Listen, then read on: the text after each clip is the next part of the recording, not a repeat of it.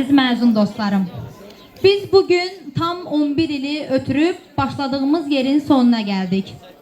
Artıq biz Hirkan Məktəbinin 11-ci sinif şagirdləri yox, Azərbaycan Respublikasının azad gənclərinə çeviririk. Yolumuz və yolunuz açıq olsun. Kövrəlmişəm çünki məktəb pillələrində dayanıb şagird kimi sonuncu çıxışımı səsləndirirəm.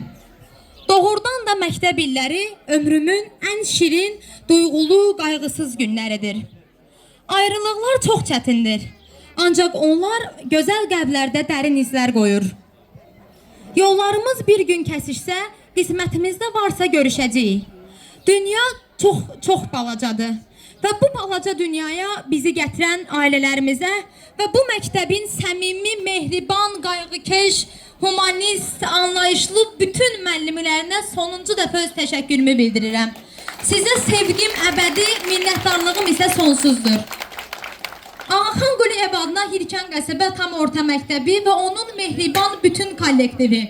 Heç vaxt unutmayın məni, çünki mən heç vaxt unutmayacağım sizləri.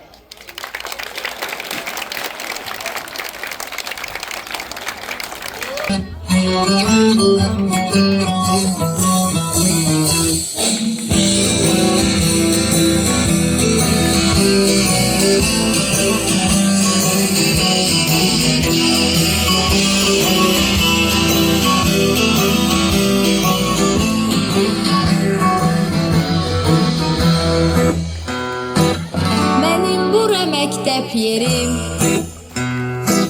sevinçdə var, kədərdə hansından danışım ki mən, vaxtımız bitti artık. Sonuncu zəng vurulur, tərk edirik biz sinifləri. Unutmarıq, unutmarıq müəllimləri. Yaşadarıq, yaşadarıq qəlblərdə doğma məktəbi. Olmazsa olmaz, 11'lersiz məktəb, ürəklərdə yaşayacağız biz almamız tək-tək. Olmazsa olmaz, 11'lersiz məktəb, ürəklərdə yaşayacağız biz almamız tək-tək.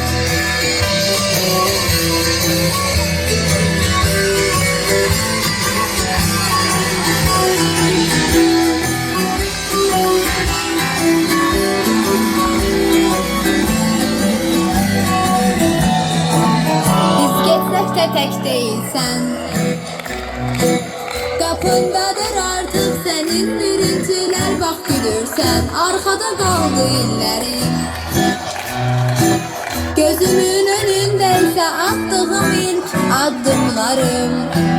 Unutmarıq, unutmarıq müəllimləri.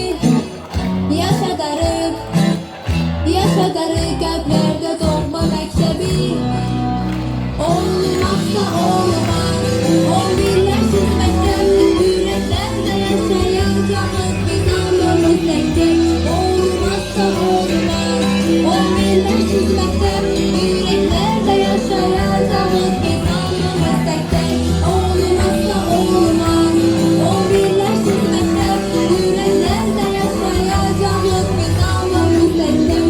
Olmazsa olmaz, 11'lersiz məktəb, yüreklerde yaşayacağız biz almamız tek-tek. Yüreklerde yaşayacağız biz almamız tek-tek.